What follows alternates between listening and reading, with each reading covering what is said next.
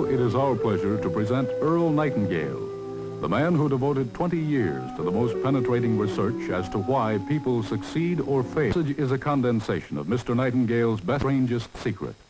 Now, Mr. Nightingale. The purpose of this film is to permit me to share a few ideas with you, a few ideas I've picked up over the past 20 years or so about the most interesting creature in the world, the human being and the game he plays, the game called life. We all want to play this game well. I know you do, and I do, and our prospects and our customers do, our youngsters do. It's possible to play this game in such a fashion that we can go all through life going from one success to another, knowing the joy that comes from accomplishment, getting the things we want for ourselves and our families, if we learn just a few rules about this game. To my way of thinking, the story of a man's life is the story of a search, an odyssey. It's the most exciting thing, of course, that he can do. I believe that the happiest men in the world are those who know exactly what it is they seek and then devote their lives to making that come true.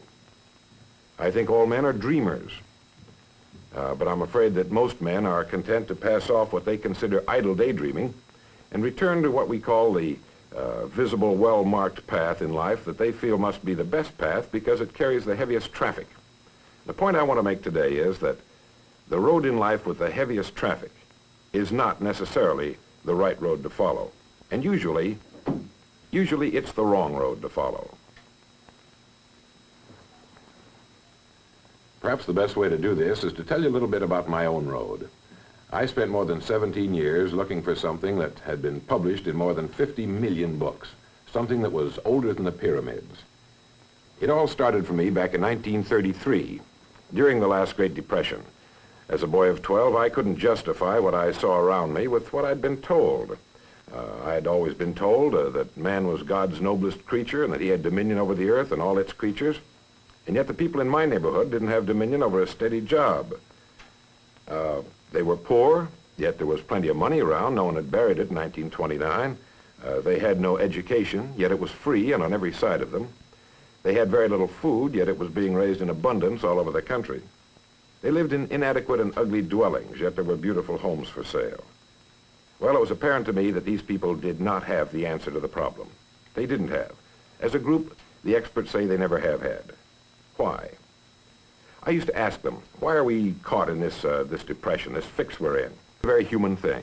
It seems that whenever a human being doesn't know the answer to a problem, he blames other human beings. They blamed Wall Street or the Republicans or the Democrats or a minority group. They didn't know the answer. They repeated what they had heard and thought that would suffice. But that isn't enough. They looked everywhere for the answer except where it really was, within themselves. What I wanted to know was what separates the haves from the have-nots. Now, I don't mean that strictly in a financial sense. I mean in every possible way. Well, one night on the beach, I got an idea that has made my life exciting ever since. I decided that I'd find out what the secret to achievement was. I reasoned, as a boy will, that someone must have figured this thing out, and if he had, he'd have written in a book for other people to read. So I decided I'd take out a library card and just read right on through until I found the answer. But there was one thing that worried me a great deal. If the answer to achievement were known, why didn't everybody know about it, like the internal combustion engine or the airplane? Well, that bothered me, and it's bothered a great many people ever since. The answer's been given in our universities and from our pulpits, but it was given in a very dramatic fashion not too long ago. I think the answer was best given a few years ago when a reporter was interviewing a very great man in London. He was the Nobel Prize-winning Albert Schweitzer. The reporter asked the great man, "Doctor, what's wrong with men today?" The doctor thought for a moment, and then he replied, "Men don't think." And he was right. That's the problem today. That was the problem 400 years before Christ.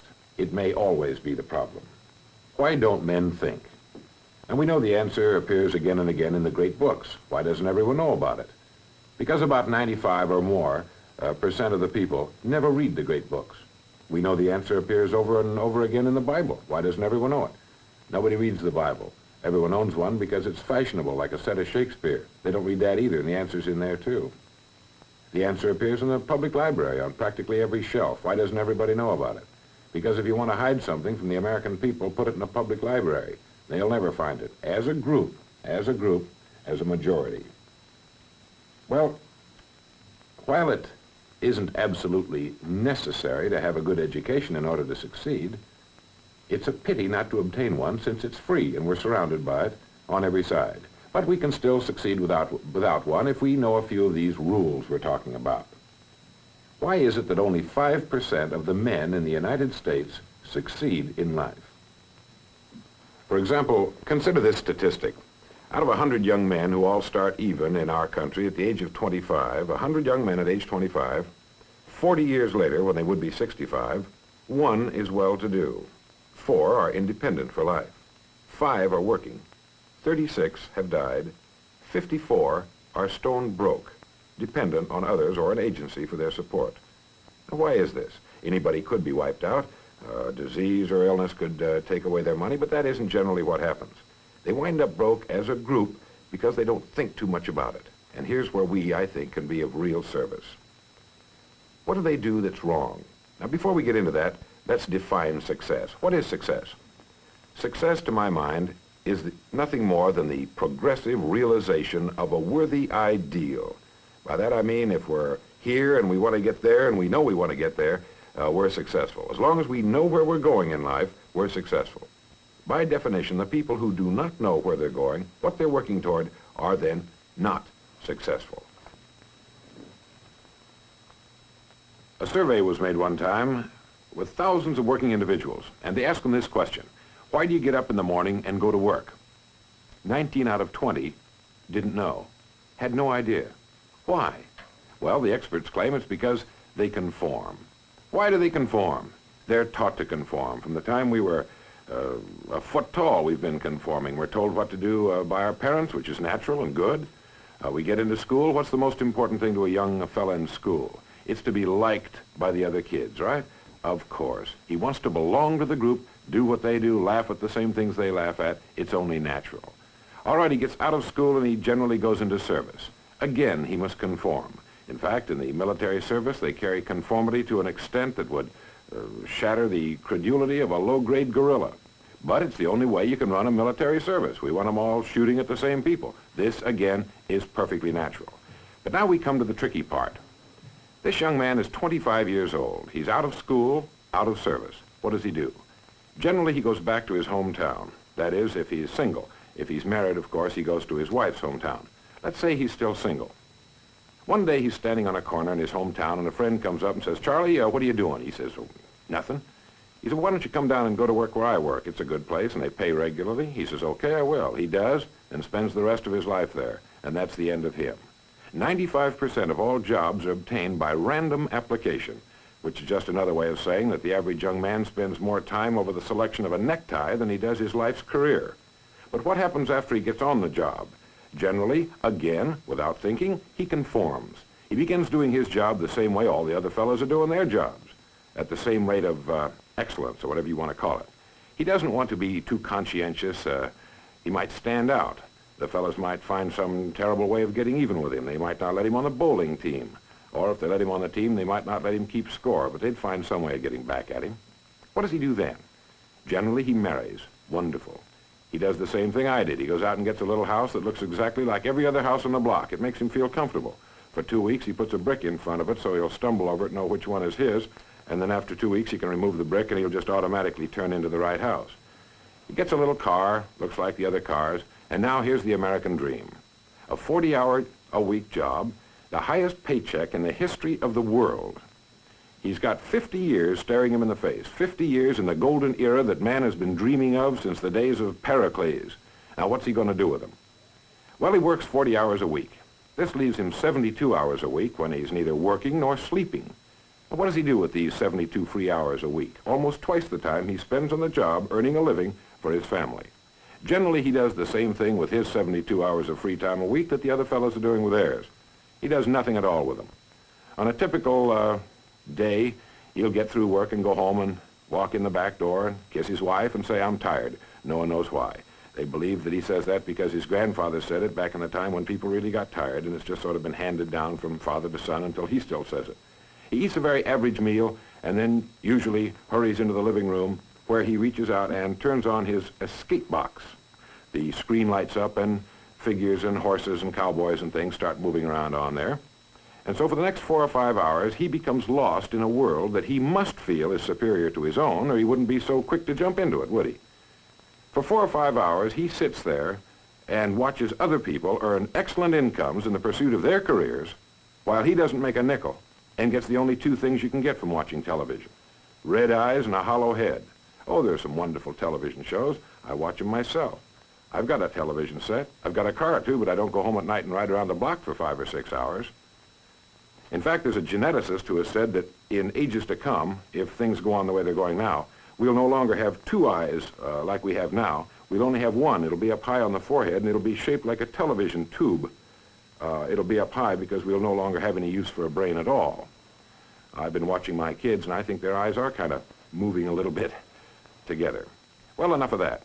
For 4 or 5 hours, he sits there watching television until his wife comes in, who is a little more practical than he is, and she taps him on the shoulder and says, "Charlie, it's time to go to bed." He says, "What?" "Oh." And then he reaches out and turns it off, and he knows how to do that. He just turns it off. And then he goes to bed, and the next day he starts this all over again. He does this for 40 years. At the end of that time, he's retired at 65, which always catches him by surprise, even though he knew it was coming for 40 years. And then he dies at 75 or 80 out of sheer boredom. Now, there's nothing wrong with this if we do it deliberately, if that's the way we've decided to spend our lives. But I think the pity comes when it isn't the way we decided to spend it.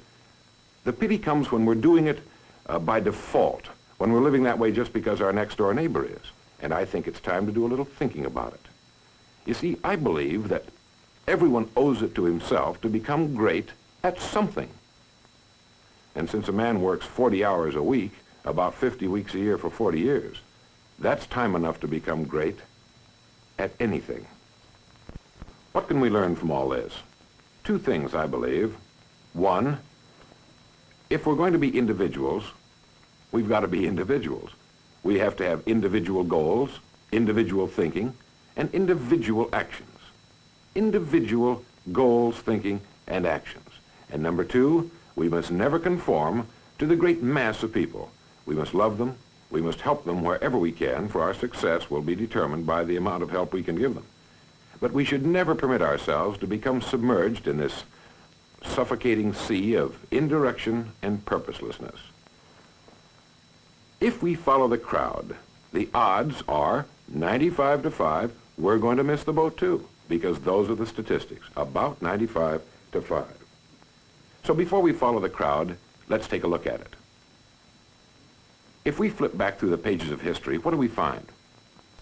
Every great thinker and leader, from Socrates to the Wright brothers, has been ridiculed, laughed at, pilloried, burned at the stake, or crucified. The crowd has made a consistently grisly game of tormenting its saviors. So it's better, I believe, to stand out a little bit as an individual. To belong to society, certainly, but to think for ourselves and act for ourselves. If we want to emulate someone, and this is a wonderful idea, just pick someone worthy of emulation, someone you admire and respect, someone perhaps who's lived before you, someone you know succeeded. Do what he did. But don't follow the guy down the block, because the odds are 95 to 5 he doesn't know where he's going. You ever thought much about this? Wouldn't it be terrible if we were following people who were following us? It could happen, you know. Take this fact, for example. This, to my mind, is one of the most overlooked facts in America. We should realize that every single job, no matter what it may be, every single job holds somewhere within it the road to greatness, the key to everything we could possibly want, if we'll only go about it a certain way, if we'll do what Dr. Schweitzer said we're not doing, if we'll think about it and find an application for it. That's all we have to do, to look within the job we now have for the greatness that lies there, and it's there if we'll look for it. We have a choice of doing one of 2 things. We can either compete or create. If we choose to compete, then let's not squawk about the rewards we get. If we choose to put ourselves on the same level with everyone else in our line of business, then we can pretty well figure that we're going to have minimal returns, because that's just about the way it works out. If we create, there is no limit to what we can accomplish. There is no ceiling. We can do anything we want to do within the framework of our present job and go as far as we want to go. One time a farmer took a little baby pumpkin and he poked it in the end of a 1-gallon glass jug. And of course it grew in there and flourished, and finally it completely filled the jug and can grow no more. And when it was ripe, he broke the glass and he had a pumpkin that looked just like a 1-gallon glass jug. The moral of the story, of course, is that we do a similar thing with our own lives. We poke ourselves into jugs beyond which we cannot grow. But these limits we impose upon ourselves. No one else does it. Another mistake that I believe the average worker makes is that he thinks he's working for the company. Again, he's wrong. Each of us actually is only working for himself. A great Southern educator tells the story of a wealthy man who was going to go to Europe for several months, and he called a builder he knew over to him, and he said, here's some money, and I've bought this lot over here. I want you to build me a beautiful home on that property. And then he left. Well, as soon as he was gone, the builder said to himself, well, with him out of the way, I can probably cut a few corners and make myself a pile of loot on this job. Now, this has been done, you know. So he did that, and he built a rather shoddy house instead of the good house he should have built. And when the wealthy man came back, the builder handed him the keys and said, well, there's your house. How do you like it? And the wealthy man said, well, that's a beautiful home, but it's yours. I wanted you to build it for yourself and your wife and children. We're in the same boat. Every hour of the day, each of us is building his own house. And it will be strong or weak, beautiful or ugly, depending only on the methods of construction we use and the materials we put into it as individuals. No, each one of us is only working for himself, in the last and final analysis, certainly. Now we come to what I call the strangest secret. The reason it's so important that each one of us decide what it is we want to do with our lives, what our goal in life happens to be. You see, after these 17 years of research, I made, which to me was an amazing discovery. I wondered, why is it that people who know where they're going always get there? Like a ship at sea. In fact, that's a good analogy. You might get a picture in your mind of a ship in port, and let's say that its next port of call is Sydney, Australia. Now, how much of your money would you bet that it would not get to Sydney? Well, of course, you wouldn't bet anything that it won't get to Sydney, and the insurance companies will bet that it will. Why? Well, ships are pretty smart. They know that you can only sail to one port at a time, never two. If you ask the captain up on the bridge of that ship what his next port of call is, he'll immediately say, Sydney, Australia. Well, men should be the same way. You should be able to ask anybody what his next port of call is, and he should be able to tell you that also. For 99% of that journey, the captain cannot see the port he's trying to reach, but he knows it's there, and he knows he'll get there if he'll just keep doing certain things a certain way every day until he reaches his port of call. Once it's been reached, he can then rest and relax and then set out to a new port. And that's the way our lives, I think, should be. Why is it then that people who know where they're going, like this ship to Australia, always get there? It's what I like to think of as the strangest secret. All of the great men who have lived for the last 3,000 years, since the beginning of Western civilization, have been great because they've disagreed with one another on just about everything. That's why they were great. They were right, too. But there's one point on which they were in complete, almost unanimous agreement. I believe it's the simplest and yet one of the most profound statements ever written. And it's simply this: we become what we think about. It's really so simple when you get to thinking about it. Yet, what did Dr. Schweitzer say in London? He said, we don't think. Well, if we don't think, how can we get anywhere? We can't. And unfortunately, a large percentage of the people don't. This is why every person must decide why he's getting out of bed in the morning and going to work, what it is he's working toward. This removes all the doubt, the uncertainty of living. All the little worries and problems and fears seem to disappear, and a man can get all of his energies together and strike out for that which he wants with the certain knowledge that he will attain it. How does this work? This is an interesting thing. Well, I think the best analogy I've run across is that it works like everything else in nature. Everything in nature begins with a seed, a nucleus.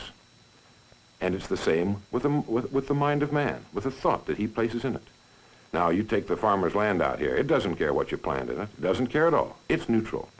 It's only governed by one law. Whatever it is you plant, whatever the seed is that you put in that land, the land must return. The little invisible picture that's in the heart of that seed must be brought up and into physical reality. Well, the mind of man works the same way, except that it's incalculably more powerful, more fertile, more incredible than this farmer's land. And the seed that we plant in our mind is our dream, our goal, the thing we want more than anything else in the world to achieve. Once that's been established, once we fertilize it with our enthusiasm and our faith, it will always grow into reality. It has to. There's no other way it can do anything. Every person at this particular moment is really nothing more than the sum total of his thoughts to this point. And 5 years from now, he'll be the sum total of his thoughts up until that point. So thinking then becomes important. Setting a goal becomes vital. And it can always be done in the job we now have. To me, there's nothing more pitiful than a man who goes through life jumping from one thing to another, forever looking for the pot of gold at the end of a rainbow and never staying with one thing long enough to find it. Let me give you a plan that I guarantee will bring you just about anything you want in the next 5 years if you can buy it with money. It's an interesting little plan, and it shows the power of the human mind. Start getting up an hour before the rest of the family does in the morning. Make yourself a nice fresh pot of coffee and sit down at the kitchen table or in your den with a clean sheet of paper and think of 20 ideas for improving what you now do for a living.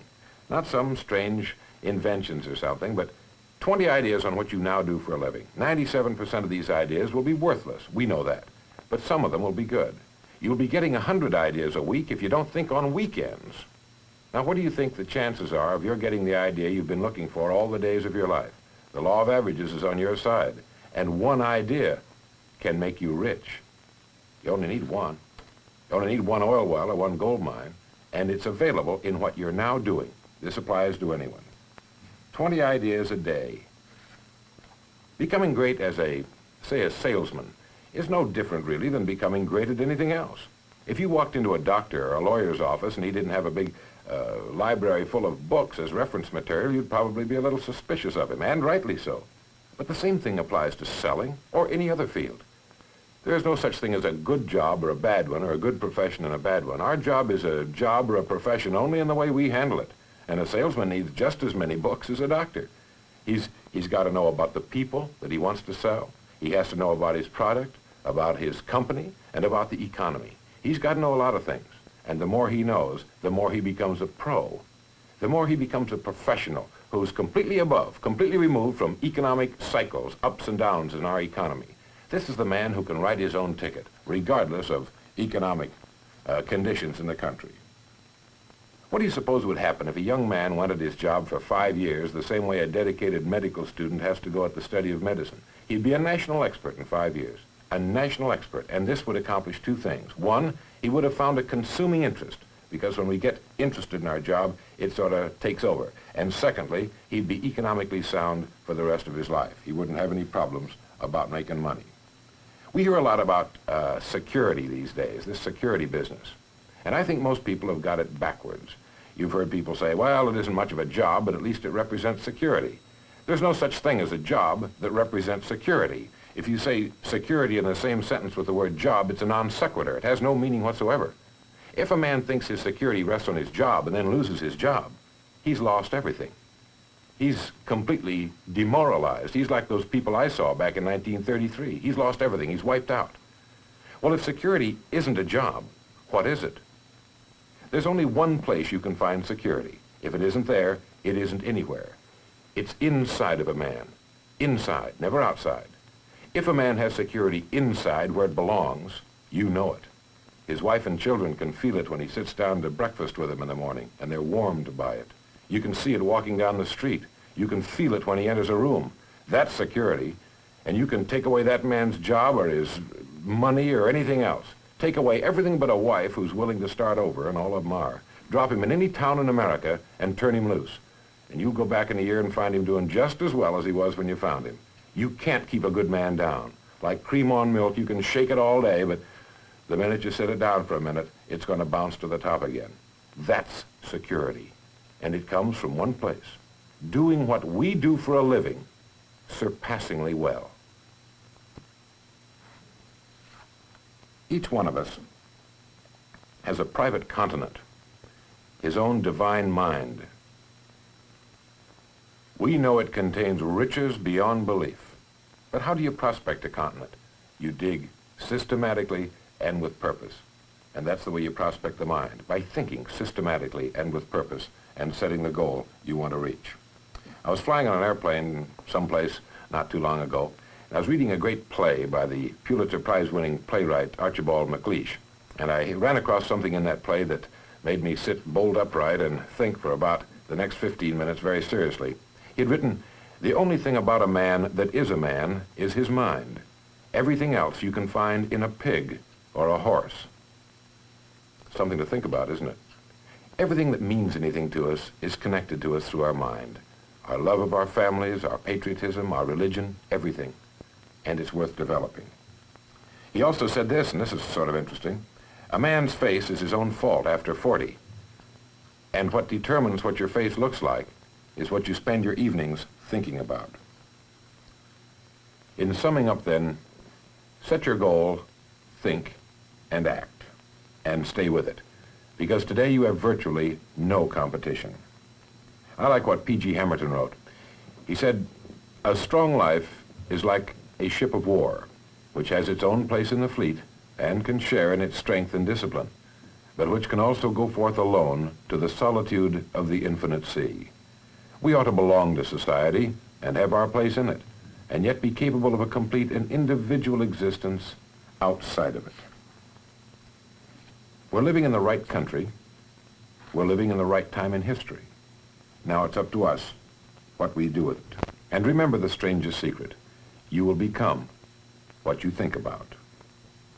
I want to thank you for letting me share this half hour with you. God bless you.